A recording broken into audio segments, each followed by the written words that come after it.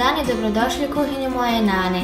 Danas radimo humus na starinski i tradicionalni arapski način, koji je moja nana dobila od jedne stare arapske gospođe. Tu smo skuhali 300 grama leblebije ili slanutka, kako se kaže, 300 grama u ekspres loncu oko 20 minuta.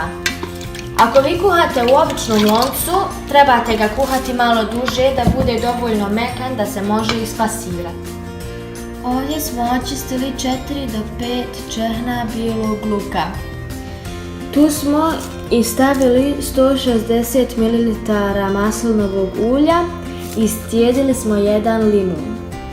Koristit ćemo u humus tahina sos.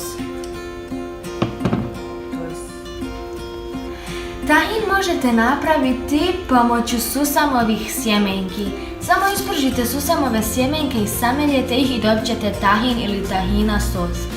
Mi ovdje imamo da kupimo tahina sos u svakom supermarketu, a ako nema, možete ga tako napraviti. Sada stavljamo leblebiju ili slanutak u blender da ga lijepo ispasiramo. U blender smo dodali i 5 čehna bijelog luka i malo vode u kojoj se kuhala leblebija zato što je leblebija suha i ne bi se mogla lijepo izblendati. Sada ćemo sve to da pasiramo. Tu smo dodali i ostatak i sada sve lijepo miksamo. Mi smo naš humus posolili po našoj želji i dodali smo 2 kašike cijeđenog limuna. Sada dodajemo 160 ml maslinovog ulja. I sada na kraju ćemo dodati 2 velike kašike tahin sosa.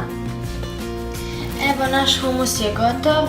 Ja ću sada samo malo da probam da vidim je li sve u redu, je li svega potamam.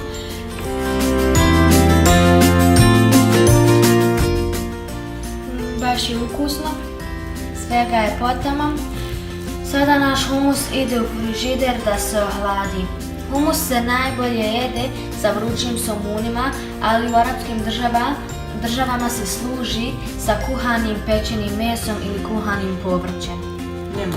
I uz rižu. To bi bilo to za danas. Vidimo se u idućem videu. Ostavite like i komentar, pretplatite se na naš kanal i imajte divan dan uz humus. Pozdrav!